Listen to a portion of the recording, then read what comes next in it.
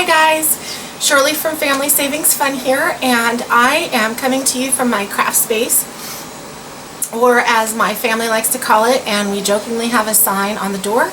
It is the Diva Den. This is where I get ready, plus I spend a lot of time in here because it is my craft space. I'm trying to remember if I don't think that I have done a video of my craft space since I was actually across the hall. That was a much bigger room. I shouldn't say that. It wasn't a much bigger room, but it was a bigger room by about 4 feet. Yeah, probably by about 4 feet wider. This is an 8 foot wide room, and that one over there was about 12 feet. So it was a bigger room, and my daughter was in this room, which is the smaller one, after we moved her from the basement bedroom that we had when we had some flooding.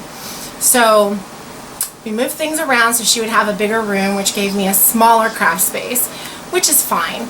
And I wanted to come to you guys today and show you what I have done to make this craft space usable for me, and how I fit all of my stuff in here, because if you guys remember from my other craft space, I had a T-shaped desk that is about, I'm going to say this thing is about 2.5 to 3 feet in depth, like in width here, and then of course it's T-shaped, so it was really long on one side and then it was long on another side, and right now I have it as an L shape. So basically what I'm going to do is I'm going to turn this camera around and I'm going to explain some things to you about how I'm using my craft space now, and some changes we hope to make in the near future in here. I don't know, because we're talking about putting the house on the market in a year or so. Warmer climes, guys, warmer climes. Iowa is just not it for me. So yeah, let's just get started. I'm going to turn it, and I'm going to go from the doorway, which is over here to my right currently, and I'm going to swing it around to the left. And I do apologize for the sound of the fan in the background. It is about 90 degrees in this room right now, and I have a window open. It's mid-October. It's only about 50 degrees outside, but I had to turn a fan on because I am sweating. It is so hot in this room. So let's get started. Okay guys, so this is the wall next to the door. There's the doorway. This is the wall next to the door. And all I did was buy some cheap pegboard from a local hardware store, get some pegs, paint it, and on this I just have baskets with my washi tape. All of my stickers and my scissors are organized up here. The system I had before in the binder really wasn't working for me, and I wasn't using the things that I needed to be able to use. So this is what we're doing now. And like I said, in the, sorry about that jumble, in these baskets I have my washi tape, and this is only about half or 3/4 of my collection of washi tape, but it is my most often used washi tapes over there. And then I do have some extras in excuse me, in that basket there, and then I have some loose stickers and just some odds and ends things, sticky notes and some gems and stuff for my mixed media art. So that is what's going on that wall. And then we'll swing over here. Let me see if I can get you guys in closer so you can see this. This is just a cookie sheet with some magnetic containers. I guess they're called spice containers or whatever. I got the containers for $1.50 at Michael's, and the cookie sheet I had, it's an old cookie sheet, and I just duct taped it. Sorry, my duct tape is kind of coming off. I just duct taped the inside that was going to be seen. I'm going to mount that on the wall, and that just has all of my embellishments in it. Then I have some craft paints that I haven't put away yet, and you'll see why in just a second. This is a damaged box that I got from Joann's. It has photo keepers in it, 4x6 photo keepers, and I will show you how I'm using those. I purchased the damaged one for $10.50. This is normally a $25 or $30 photo box. It has 16 photo containers in it, which is the only reason why I purchased it, because those photo containers are $1.97 a piece at Michael's, and there were 16 of them in there, so $32. Normally, if you purchase them individually, I got 16 for $10.50. That's a great deal. That hat box back there just has some extra containers in it, some random stuff. Now the next shelf down here has my, let's get over here, it has my DIY alcohol inks, and I do have a video on how to make your own DIY alcohol inks, as well as some DIY acrylic spray ink type things, acrylic sprays. I didn't make a video on that. You can get a video for that. I only still have them because I don't want to waste them, but honestly, definitely not my favorite way to do things. I much prefer these alcohol inks. My paint brushes are here, and there are my paints, and you can see I really don't have any room yet. I have to move some things around to get the rest of my paints in that little tray there. And then on the third shelf down is just some of my mixed media stuff, my gessos, my Mod Podge. I have some turpentine down there, alcohol, baby oil for rub outs and stuff like that. And then the bottom drawer, very bottom, I'll tilt down, just has junk. It just has junk. Okay. So let me get on the other side of this table here so you guys can see a widened angle of this back area here. Let me get some stuff moved around. Okay. So you can see I have a TV in here now. I'm a big sports fan, and I don't have the TV on right now because the cable is not hooked up in here, but my husband purchased a new TV last night, and so we put this TV as our old TV in my craft room so that once the cable is turned on in this room, I can watch sports while I'm up here crafting and text my husband when my team beats his team, because that's how it usually works. So you guys may see videos with some sports thing going on in the background. So I hope you guys are, I'm a Cubs fan, I'm a Broncos fan, I am a Blackhawks fan, even though I don't watch hockey because I think it's brutal, but it is the team closest to me, and I absolutely love the quote-unquote Cinderella story of the Blackhawks the last few years. So that's very exciting for me.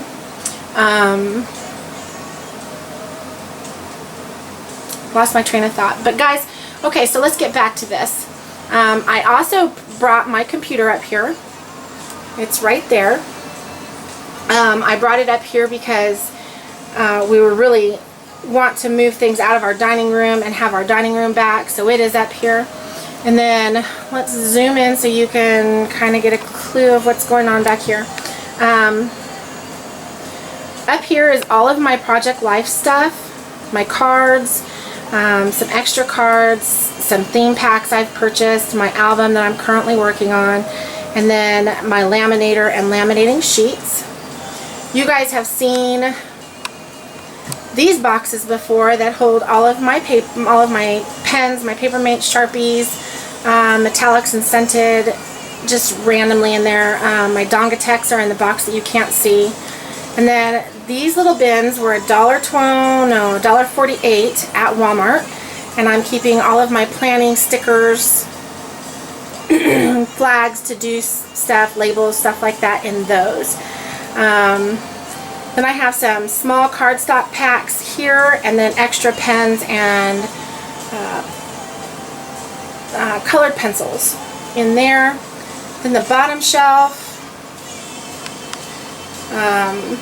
which is kind of hidden. The bottom shelf has some extra cardstock in the back, and then those are my embossing folders and my die adapters for my Sizzix Big Kick. in that front thing, as well as the remotes for both my computer and my TV and some rulers. Then let's turn this way. So the top shelf still just has random crap on it because I roll like that. The second shelf down has a washi tape dispenser, all of my punches, my Xyron sticker creator, and some extra sticky notes and flags and things like that I use in my planner. And then right below that is my printer right there. I finally got one, a new one for my husband, and this one is this one is specifically for me to print out my stickers on my Avery labels, things for my planner that are bigger than I want to shove through my creative sticker, my photos and stuff like that. Then we're going to turn this way. I got to get back around on this side. Okay, so this top shelf up here, which is partially hidden, there's my camera, one of my cameras. And then I just have some jars up there that I'm going to use for embellishments and things like that. I still haven't done yet. These are my journals, and that big black binder has some old postcards that I purchased at a yard sale, and I'm going to use those in my mixed media. So there's a bunch of mixed media stuff on that shelf, as well as my 2016 Erin Condren. Now we come down here, and there's, you can see it's glue, it's extra little pencil pouches in the back. There is another cake pan type thing back there that is hosting buttons, and baby wipes back there for my mixed media. And then I'm going to show you guys this. Let me see. You're only going to really get to see one tier of this. This is actually a shoe rack. It was $9.99 at Menards, and I am using it in conjunction with old photo album, or actually not even old, they're relatively new. I bought them on clearance at Big Lots, and just cut the pages out, but they're photo, like you stick your photos in them. Photo album pages, I guess is what you call them. And they are holding some loose stickers, some clear stamps, and I just used badge clips at first that you can get at Walmart, 12 for $2.48, and then I found 7 Gypsies has some like hooks with clips on them for $2.99 for 24. So I purchased some of those, and I'm using both of those in conjunction with each other to put stuff up. And you can, let me see if I can zoom in here. These are the 7 Gypsies clips.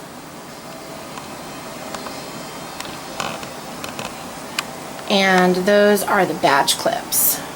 So they both work. Doesn't matter which ones you use. I actually prefer the 7 Gypsies because it allows things to hang sideways rather than front facing, which the badge clips want to do because that's what they're designed to do. And you can see that they, once you start stacking them in there with the badge clips, they do kind of turn because the next thing in front of it will kind of move it in type thing. So works out pretty good. Love this. The whole system probably cost me less than $15, and that includes the baskets, which are from Dollar Tree. They fit in there great. And then the paper clips were on clearance for 50 cents that are closing some of those bags up. So, you know, the whole shebango, about $15, and it works great. I can access everything I need to access that is not on this wall next to me. These are the things that I most often use, so it's perfect. I highly recommend a system like this if you already have one in place. So the next thing I'm going to do is I'm going to show you guys what is over here. I'm sorry for the backlight and glare, but I don't have a choice. There's a window there. So So these are MDF or pressed wood magazine or paper holders. I'm using them tilted on their side to keep all of my cardstocks that I have purchased recently in place, and they're just stacked so I can easily reach them, because this is the surface that I most often craft on with my paper crafting stuff. And then next to that is a Sterilite container. It's a 3-drawer container, 12 by 12, and it fits my scrapbooking papers, and there are just extra stamps, my big stamps, and stamps that I haven't had a chance to organize and put away yet. And then the top drawer has some extra ink pads, and you can see that I have labeled these with what's in there: large stamps, nature stamps, because that's what's in there, ink pads, and then remember those photo boxes I told you about? Let me get over here. Okay, so these are the photo boxes I was telling you guys about. These up here on the top, hopefully that doesn't fall over. These up here on the top are hosting my ink pads. So these up here on the top are hosting my ink pads, and all of these have ink pads in them. These are my archival inks, and I keep these here. I have Memento, Studio G, and all of these are labeled across the top. Let me move these down so I can show you these photo boxes that I have my stamps in. So this is what I'm doing with the photo boxes that I really love. My clear block is on the very top. It's the only one I've got because I found it's the only one I really need. I have my foam stamps, my alphabets. I can fit wood block stamps in these. I have more foam and wood block stamps, but I also have, I gotta find one, I guess I'll have to use this one. I have my clear stamps in here as well. So these are great because I can see what's in here. I don't have to worry about it. It's fantastic. So that's what I'm using these photo boxes for. It works out really well for me. Feel free to steal the idea. I stole it from a similar idea type set. I was watching a video of a woman who was using these for her Project Life projects. When she got her photos and stuff from Shutterfly, she didn't have to get to her crafting right away. She was able to just go and take the pictures out of the envelope from Shutterfly, stick them in one of these photo boxes, and put some embellishments or stickers in there that she knew she was going to want to use, label the outside with just a repositionable label or some washi tape about the date, the time, what this was about, and when she had an opportunity, then she could go back, pull out whatever project she wanted to use, and do it in her Project Life. And I thought that was such a great idea, and how else could I use those? And this is what I came up with. So I don't know if anybody else uses them the same way with their stamps and their stamp pads, but what I have found is that I can come over here, I can grab some stamp pads out, and I can grab my either an empty photo box or grab a whole couple of photo boxes, stick them in my bag, and I'm ready to go for the day, and I can journal at the coffee shop and still have what I need, and it works out perfectly for me. Okay, so let's get back over here so you guys can see my space, the rest of my space here. Okay, let's see. So then I have this table. Oops. So next I have this table, and we just purchased this table. It was $38 at Walmart. It's a 6-foot folding table. It has a plastic surface, so it wipes up easily if I spill something on it. It's sturdy, and I am enjoying using it. I keep again, my papers and my pads, my stamps and stamp pads on there. And then my big kick is over there. That is the vintage version. I got that on sale. I would never have purchased one, and I will talk more about that big kick in my next video. But for right now, let me just say I'm loving it despite my challenges with it. Yeah. So then this is my Fiskars border punch. This is my new purchase. I just got that the other day.